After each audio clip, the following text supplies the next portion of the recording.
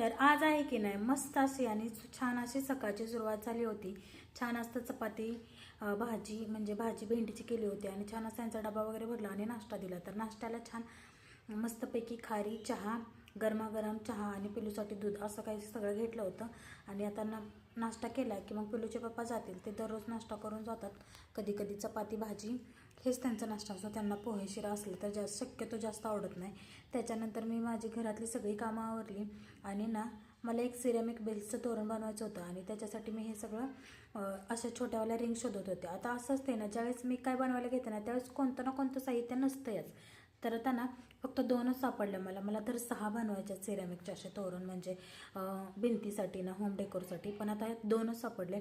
बघू आता 2 तर बनवून घेते आधी आणि त्याच्यानंतर थोड्या वेळानं दूध वगैरे आणायला गेले ना खाली तर मी विचारून येते. इथं एक जवळ दुकान आहे, त्यांच्याजवळ जर असेल तर ठीक, नाही तर मग ऑनलाईन मागवावं लागेल. तर आता हे बघा, हा 1.5 मीटरचा धागा मी कट करून घेतला.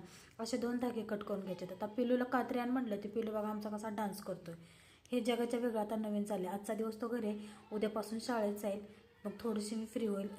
म्हणजे आठवडाभर 1 तास 1.5 तास अशी शाळा आहे. त्याच्यानंतर डेली रुटीन मला वाटतंय पुढच्या महिन्यात चालू होईल.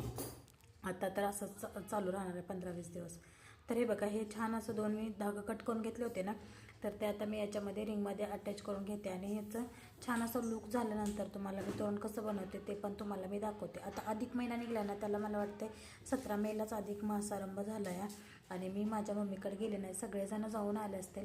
खरं तर ह्या महिन्यात म्हणजे दान करायचं असतं, पण ते कोणाला करायचं असतं किंवा जावयालाच करायचं असतं असं काही नाही. फक्त दान करायचं असतं हे शास्त्रात लिहिलं आहे. मग तुम्ही सोन्याचं करा, चांदीचं करा, कोणत्याही वस्तूचं करा, पण ते असं नाही लिहिलं की बाबा तुम्ही जावयालाच दान करा. तुम्हाला ज्याला आवडेल त्याला तुम्ही ते दान करायचं असतं.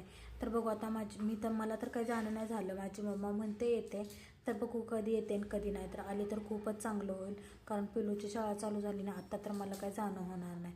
तर बघू आता कसं होतंय कसं नाही. मम्मी आली तर चांगलंच गोष्ट आहे. तर कसा वाटला व्हिडिओ नक्की सांगा आणि चॅनलला जाता जाता प्लीज सबस्क्राईब